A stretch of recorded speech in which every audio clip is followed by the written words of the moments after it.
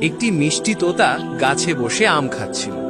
হঠাৎ নিচে এক অদ্ভুত মানুষকে হাসতে দেখে সে অবাক হয়ে জানতে চাইল, তুমি কে, হাসছো কেন? লোকটি গম্ভীর স্বরে বলল, আমি মৃত্যুর দূত, তোমার সময় ফুরিয়ে এসেছে, আজই তোমার শেষ দিন। ভয়ে তোতাটি দিক বিদিক জ্ঞানশূন্য হয়ে এক দরবেশের কাছে গিয়ে আশ্রয় চাইল।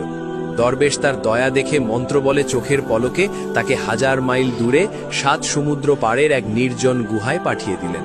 তোতা হাফ ছেড়ে ভাবল, যাক, আজ বেঁচে গেলাম। অল্প পরেই মৃত্যুর দূত দরবেশের সামনে এসে হাজির হল। দরবেশ রাগান্বিত হয়ে জিজ্ঞেস করলেন, কেন বেচারা তোতাটিকে ভয় দেখাচ্ছিলে?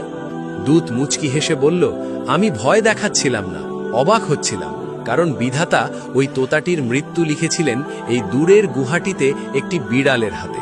আমি ভাবছিলাম এইটুকু পাখি এত অল্প সময়ে এখানে আসবে কি করে, কিন্তু আপনিই তাকে মৃত্যুর ঠিকানায় পৌঁছে দিলেন। দরবেশ কেঁদে উঠলেন, কিন্তু ততক্ষণে সব শেষ। শিক্ষা, মৃত্যু থেকে পালানোর কোনো পথ নেই। যেখানে মৃত্যু নির্ধারিত, মানুষ সেখানেই ছুটে যায়।